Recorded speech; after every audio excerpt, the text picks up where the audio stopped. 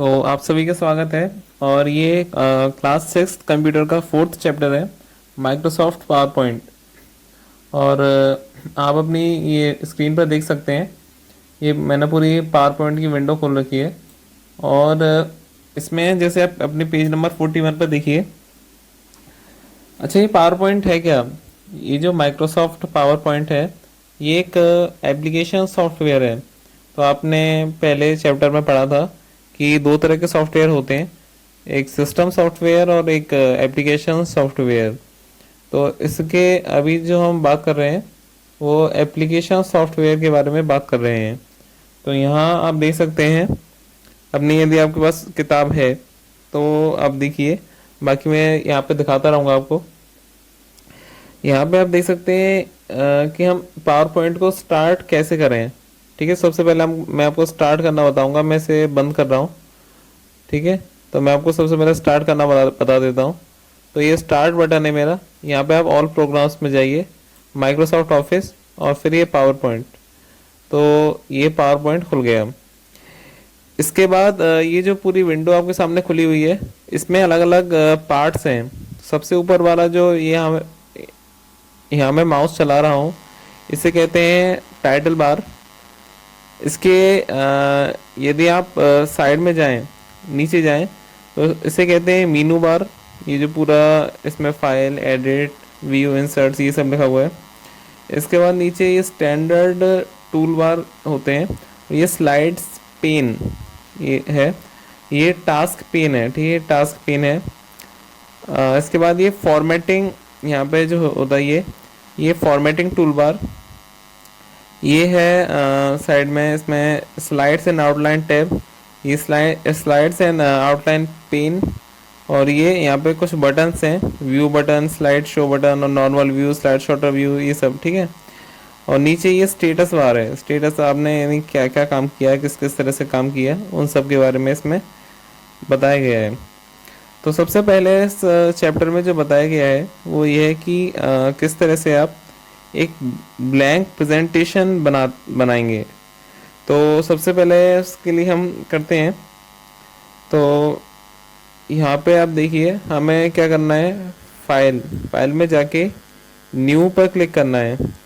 तो इसमें सबसे पहला स्टेप लिख रहा है आपकी बुक में, to create a presentation using design template follow this steps. In the new presentation dialog box appears under the new option, select design template and click OK। तो हमने डिज़ाइन टेम्पलेट पे click किया। ठीक है, तो बहुत सारे इसमें डिज़ाइन टेम्पलेट हैं, आप देख सकते हैं अपने। ये देखिए राइट में, देखिए मेरे दाएं हाथ है, इधर इधर। ठीक है, तो यहाँ पे बहुत सारे डिज़ाइन टेम्पलेट्स ऑलरेडी हैं मेरे पास। तो किसी एक पर आपको सेलेक्ट करना है और उसे क्लिक कर देना है। ठीक है ना, तो मान लीजिए जैसे मैं इस पर क्लिक करता हूँ। ठीक है, तो ये जो मेरी स्लाइड है वो उसी के हिसाब से देखिए बदल गई।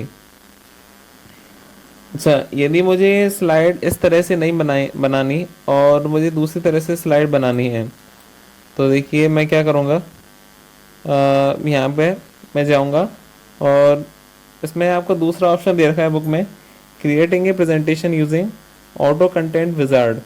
ऑटो कंटेंट विजार्ड का इस्तेमाल करके आपको स्लाइड बनानी है। तो किस तरह से बनाएंगे आप, तो फाइल में जाइए, यहाँ न्यू जाइए, और यहाँ देखिए फ्रॉम ऑटो कंटेंट विजार्ड, यहाँ आप देख सकते हैं राइट में इधर। तो यहाँ फ्रॉम ऑटो कंटेंट विजार्ड लिखा हुआ है, इस पर क्लिक कीजिए। ये आपको इस तरह का खुल जाएगा कि बुक में भी इस तरह का दिखाया हुआ है। पहला स्टेप है कि ये खोलना है, यानी कि न्यू पे क्लिक करके ऑटो कंटेंट विजार्ड।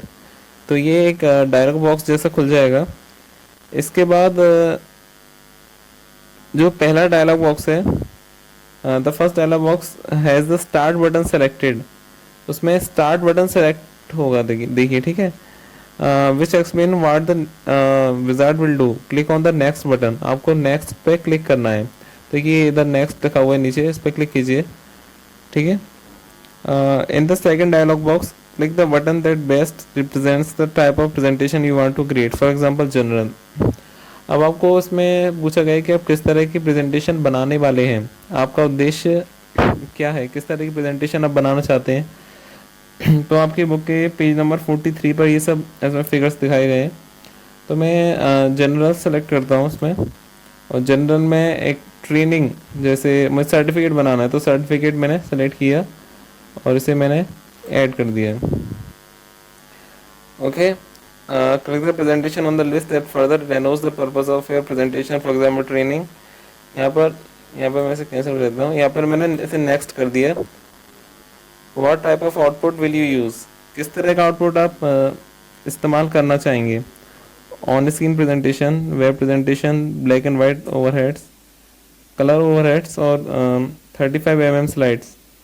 तो उसमें से आप किस तरह का यूज़ करना चाहेंगे। तो इसमें से मान लीजिए मैं ऑन स्क्रीन प्रेजेंटेशन यूज़ करना चाहूँगा। इसमें मुझे प्रेजेंटेशन का टाइटल लिखना है, तो उसमें मैं लिखूँगा क्लास 6th कंप्यूटर लेक्चर।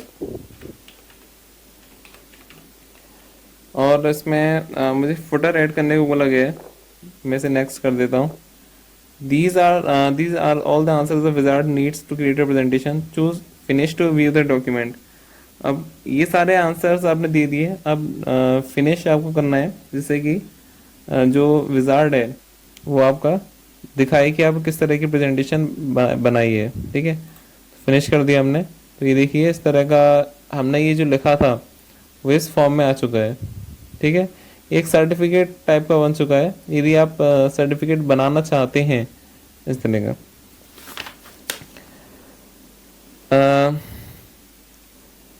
तो ये इस तरह से यहाँ कंप्लीट हुआ एक पार्ट। आइए इसे बंद करते हैं इधर से। नीचे यहाँ पर कई सारे तरह के इसमें व्यूज़ हैं।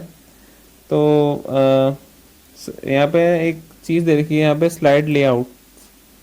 तो यहाँ पर हम देखते हैं किधर ये हमको मिलेगा। ठीक है, तो उसमें लग रहा है स्लाइड लेआउट्स, आपका अगली हेडिंग है इसमें slide layouts. Slide layouts contain formatting, positioning and placeholder for all the content that appears on slide. Placeholders are the containers in layout that hold bulleted lists and titles, tables, charts, smart art graphics, movies, sound, pictures and clip art. इसमें ये सब slide layout के बारे में बताया गया है। और स्लाइड लेआउट हमें मिलेगा यहाँ से इंसर्ट या फॉर्मेट, और फॉर्मेट में स्लाइड लेआउट। तो यहाँ देखिए राइट में मेरे जो दाहिना हाथ है उसमें आपको यहाँ बहुत सारी चीज़ें दिख रही होंगी। तो ये कंटेंट लेआउट है, ये टेक्स्ट एंड कंटेंट लेआउट है, ये अदर तरह के अलग तरह के लेआउट हैं। तो यहाँ पर आप इधर देख सकते हैं। इसमें यदि मैं यहाँ इसे खोलता हूँ, इस तरह के लेआउट को खोलता हूँ, तो यहाँ पे देखिए ये यहाँ पर आप मीडिया क्लिप यानी कोई भी आप वीडियो या फोटो ऐड कर सकते हैं। यदि मैं इसे खोलता हूँ तो ये इस तरह का दिखेगा राइट में। यदि मैं इसे इस तरह खोलता हूँ तो यहाँ पे आप कंटेंट ऐड कर सकते हैं। तो ये इस तरह की कुछ चीज़ें हैं इधर। ऐसे यहाँ पे बहुत सारे तरह के स्लाइड लेआउट्स हैं। तो उसमें अलग अलग तरह की स्लाइड्स के बारे में बताया गया है, जैसे title slide, title and text, title and 2 columns text, title and table और अलग तरह की स्लाइड्स। तो इसमें प्लेस होल्डर होते हैं। ठीक है ना, ये जो चीज़ आप देख रहे हैं, ये जो चीज़ आप देख रहे हैं, ये जो है ये जो चीज़ है, ये जो मैंने इसे अभी उठा कर रखा, इसे कहते हैं place holder. Whenever slide layout task pane is opened, you have various templates to select from. The various kinds of layout available are bulleted list, clip art and text। तो देखिए इसमें बुलेटेड लिस्ट, तो ये देखिए ये, ठीक है ना। तो यहाँ पर आप देख सकते हैं, देखिए इसमें यहाँ पर बहुत सारी तरह की चीज़ें हैं। ये देखिए यहाँ पर आप डायग्राम इसमें ऐड कर सकते हैं, इसमें चार्ट ऐड कर सकते हैं, इसमें पिक्चर ऐड कर सकते हैं। तो जैसे हम यहाँ पे कोई भी पिक्चर ऐड करें, ये देखिए यहाँ पे ये जो स्लाइड, ये पूरा जो पेज होल्डर था अभी एक फिगर में बदल चुका है, क्योंकि हमने इसमें फिगर ऐड किया है। यहाँ से हम फिगर की जो हमने ऐड किया है, जो पिक्चर में ऐड की है, उसकी हम सेटिंग कर सकते हैं यहाँ से। जो आपकी ये आपको अपने लेफ्ट में दिख रहा है, इसके बाद इसमें है entering text. PowerPoint slide layout schemes contain placeholder level, click to add title और क्लिक टू ऐड टेक्स्ट। ठीक है, तो यदि आपको टेक्स्ट एंटर करना है टेक्स्ट बॉक्स से, तो आप किस तरह से एंटर करेंगे इसमें। ठीक है, तो मैं इसको भी हटाता हूँ। तो इसके बारे में बात करते हैं यहाँ। ठीक है, आइए। तो यहाँ पे केवल मुझे टाइटल एंड कंटेंट वाली रखना है। तो देखते हैं यहाँ पे किस तरह से हमें वो मिलता है। तो ये देखिए। ठीक है,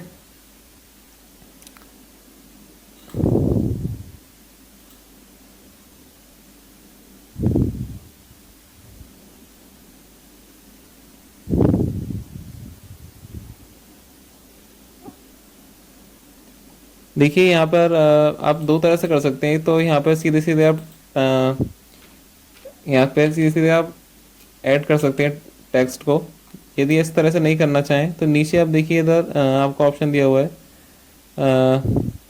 टेक्स्ट का। यहाँ पे आप टेक्स्ट बॉक्स सेलेक्ट कीजिए। देखिए टेक्स्ट बॉक्स हमने इस तरह से ड्रॉ किया और यहाँ पे हम कुछ भी लिख सकते हैं। जैसे किसी का हम यहाँ पे नाम लिखें, तो ये देखिए। ठीक है, तो आप इस तरह से कर सकते हैं। ओके, इसको आप बड़ा कर सकते हैं। ठीक है, तो ये आप ये नीचे से यहाँ से आप टेक्स्ट ऐड कर सकते हैं।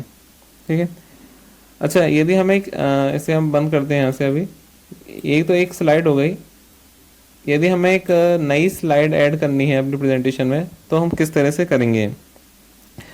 तो उसके लिए हमें क्या करना है कि open the presentation that you want to add a slide in the pane that contains the outline and slide tab.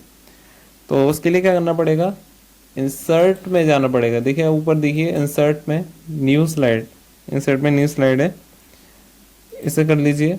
अब देखिए जैसे आप न्यू स्लाइड पर क्लिक करेंगे तो एक स्लाइड लेआउट, ये ऊपर लग रहा है स्लाइड लेआउट, ये पूरा पैनल खुल जाएगा यहाँ पे। और उसमें से आप एक कोई भी स्लाइड लेआउट चूज़ कर लीजिए। जैसे मैंने यहाँ करा, मुझे यहाँ पे दो कंटेंट ऐड करने हैं, कोई यहाँ कुछ लिखना है, ऊपर टाइटल ऐड करना है। तो इस तरह से मैंने चूज़ कर लिया। तो new slide after the current slide is inserted with the selected layout. तो एक और स्लाइड ऐड हो चुकी है। ठीक है, इसे हम अभी बंद करते हैं पुराने वाले को। तो अभी ये चल रहा था हमारा। तो ये स्लाइड चार स्लाइडों में से ये दूसरी स्लाइड है। ठीक है, तो हम जरा देख लेते हैं। ये देखिए, ये इसे हम हटा देते हैं।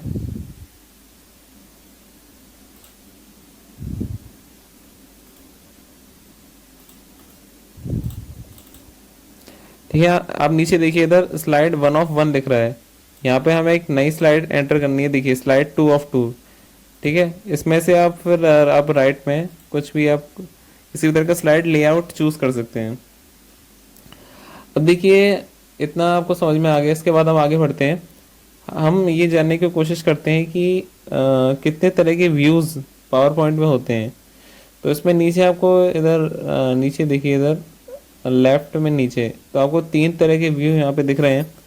सबसे पहला व्यू है नॉर्मल व्यू, दूसरा स्लाइड सॉर्टर, तीसरा स्लाइड शो। देखिए इधर है नॉर्मल व्यू, उसके बाद स्लाइड सॉर्टर, उसके बाद स्लाइड शो। ठीक है, तो एक एक करके इसको देखते हैं। तो सबसे पहले नॉर्मल व्यू में क्या होता है। Normal is the main editing view, it has 3 working areas. तो ये तो नॉर्मल व्यू है ही। ठीक है, इसमें 3 वर्किंग एरिया होते हैं। Outline tab, slide tab is on the left which shows N outline of your slide text. देखिए आउटलाइन टैब है, ये मैंने खोल रखा है। तो ये आउटलाइन टैब है, ये क्या दिखा रहा है, आपने क्या क्या अपनी स्लाइड में भरा है, तो ये वो दिखा रहा है। फिर है इसमें स्लाइड पेन। ठीक है, स्लाइड पेन राइट में, जो कि ये दिखाएगा कि एक जो स्लाइड है आपकी, उसका ये बड़ा रूप दिखाएगा। ठीक है, बड़ा रूप है। फिर इसमें नोट्स पेन, एक नोट्स पेन और है इसमें बॉटम में। ये देखिए यहाँ पे आप नोट ऐड कर सकते हैं। आप जो भी नोट ऐड करना चाहें कि मुझे अभी ये लिखना है इसमें, मैं बाद में ऐड करना चाहता हूँ, तो आप यहाँ पे कर सकते हैं। तो अपनी बुक में देख सकते हैं, इसमें कई सारे तरह की हैं चीज़ें। अच्छा, अगला है इसमें स्लाइड सॉर्टर व्यू। ये देखिए, स्लाइड सॉर्टर व्यू अभी मैंने खोल रखा है यहाँ पे। ये करता क्या है? स्लाइड सॉर्टर व्यू का जो सबसे बेहतरीन इस्तेमाल है वो है कि आप इसमें कई सारी स्लाइड्स को एक साथ देख सकते हैं। जितनी भी स्लाइड्स आपने इसमें ऐड की हुई हैं उन सारी स्लाइड्स को आप एक बार में देख सकते हैं। तो इसमें लिख रहा है slide sorter view in presentation also shows the presentation visual blow. कि प्रेजेंटेशन जो है आपने बनाई है, कि जितनी भी सारी स्लाइड्स हैं इनका कॉम्बिनेशन कहलाता है प्रेजेंटेशन। तो प्रेजेंटेशन जो आपने बनाई है उसका एक ओवरऑल लुक कैसा दिख रहा है, तो ये वो दिखाता है आपको। तो ठीक है, इसके बाद है स्लाइड शो व्यू। ठीक है, अगला हम कोशिश करते हैं स्लाइड शो व्यू में जाने की। तो ये स्लाइड शो व्यू है। ठीक है, यहाँ पे जो स्लाइड है आपकी, जो आप प्रेजेंटेशन देते हैं, कहीं जाकर कुछ दिखाते हैं, तो उसका ये एक के बाद एक के बाद एक के बाद इसमें आप जो भी चीज़ें लगाते जाते हैं वो इसमें आती जाती हैं। Slide show view is presentation of series of still images on projection screen और electronic display device, typically in a pre-arranged sequence. The change may be automatic and at regular intervals, or they may be manually controlled by a presenter or the viewer. Select view slideshow. तो यहाँ हम यदि enter दबाएं तो ये बंद हो जाएगा। ठीक है, अभी हमने कुछ लिखा नहीं है यहाँ, तो देखिए इधर देखिए। तो ये पूरा एक बड़ा, ठीक है ना, बड़ा एक इसका व्यू है, इसलिए इसे कहते हैं स्लाइड शो व्यू। ठीक है, तो मुझे उम्मीद है कि यहाँ तक आपको समझ में आया होगा। आगे हम इससे इसके बाद का कंटिन्यू करेंगे। ठीक है।